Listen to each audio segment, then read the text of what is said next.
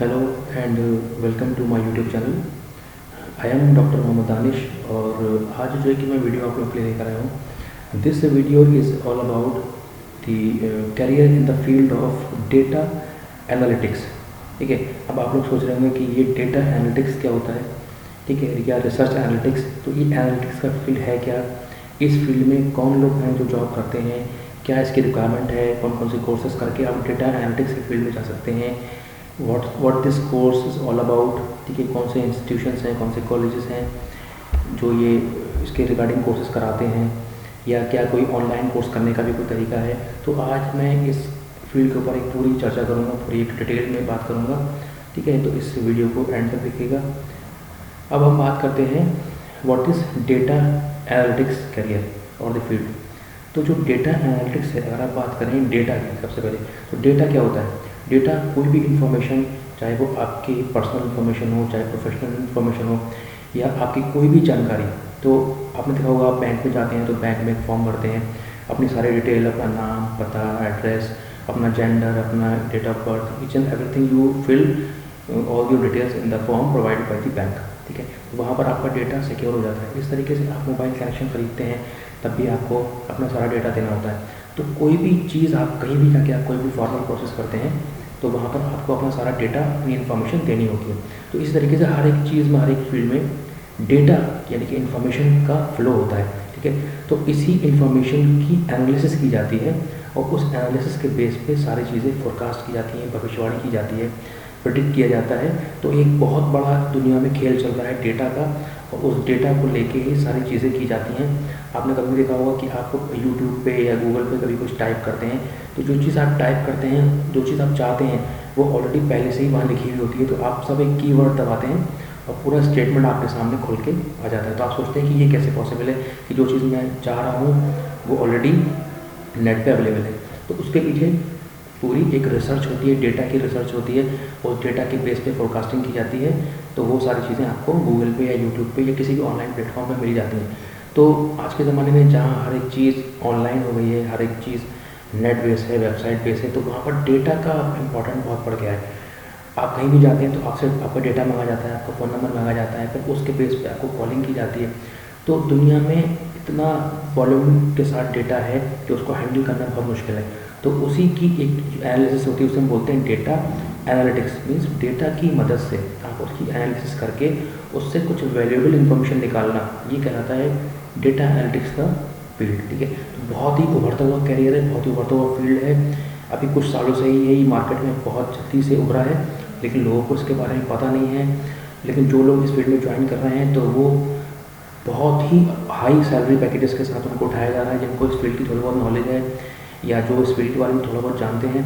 तो अब मैं आपको बताऊंगा कि कौन लोग हैं जो इस फील्ड में लिए जाते हैं। तो पहले आपको बता दूं, जो लोग आईटी फील्ड के बंदे हैं, जिन्होंने इनका स्पेशलाइजेशन आईटी रहा हो, या कभी भी उन्होंने अपनी लाइफ में कोई प्रोग्रामिंग पढ़ी है, C++, जावा, या कोई भी लैंग्वेज पढ़ी है उन्होंने, पाइथन, आर, कोई भी प्रोग्रामिंग लैंग्वेज कंप्यूटर की वो पढ़ी हो, और स्टैटिस्टिक्स की नॉलेज हो, जिसे हम बोलते हैं, जो एक सब्जेक्ट होता है सांख्यिकी, स्टैटिस्टिक्स, अगर उसकी आपको नॉलेज है तो इन दोनों का कॉम्बिनेशन जो है वो बहुत ही अच्छा कॉम्बिनेशन है for this data analytics career. ठीक है, अब जैसे किसी ने बीएससी किया हुआ है और उसने बीएससी में स्टैटिस्टिक्स पढ़ी है, ठीक है, तो कहीं ना कहीं उसने कंप्यूटर्स की कुछ नॉलेज की होगी, प्रोग्रामिंग करी होगी। तो अगर उसको स्टैटिस्टिक्स की नॉलेज है और थोड़ा बहुत अगर प्रोग्रामिंग जानता है तो वो बीएससी करके डायरेक्ट इस फील्ड में एंटर कर सकता है और 7 से 8 लाख के पैकेज पे अपनी जॉब ज्वाइन कर सकता है। 7 से 8 लाख का मतलब हुआ आपका 65 से 70 हज़ार रुपये महीना की सैलरी उसे सिर्फ बीएससी करने के बाद मिल सकती है। तो मैं आपको बता रहा हूँ, बहुत ही उभरता हुआ कैरियर है। अब सिंपल बीएससी करके, एमएससी करके, ठीक है, जो लोग मैथ्स से एमएससी किए होते हैं, जिन्होंने स्टैट्स कहीं ना कहीं पढ़ी होती है, और अगर थोड़ा बहुत कंप्यूटर की समझ है, प्रोग्रामिंग की समझ है, और उनका थोड़ा सा एनालिटिकल माइंड है, मतलब चीज़ों को वो एनालाइज कर सकते हैं, तो इस फील्ड के लिए बेस्ट बने हैं वो लोग। ठीक है, लेकिन उनको ये चीज़ ढूंढने की ज़रूरत है कहाँ पर इस तरीके की जॉब्स आती हैं।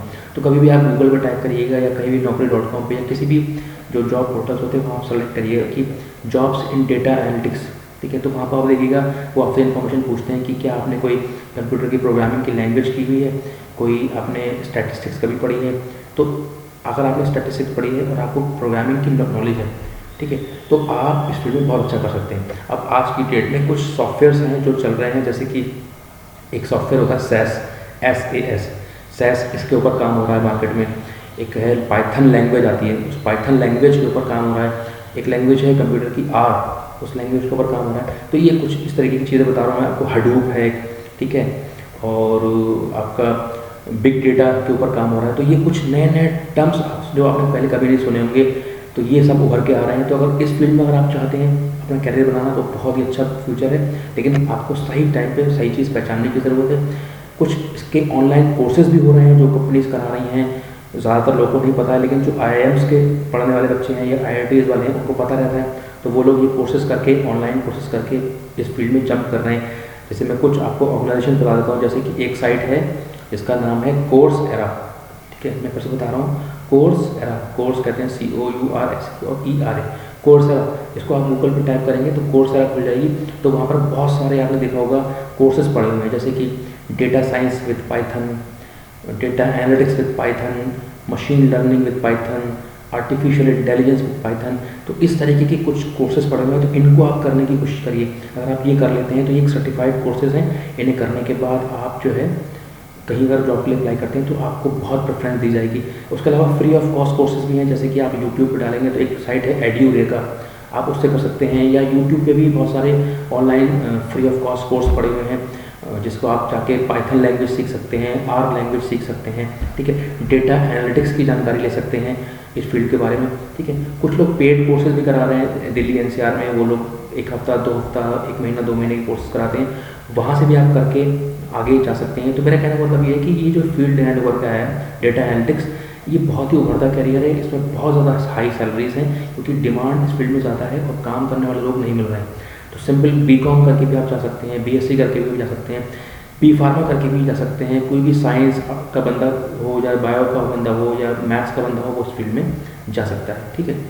अब बात की इस फील्ड में काम क्या होता है, तो मैंने जैसे बताया कि सारा काम डेटा का होता है।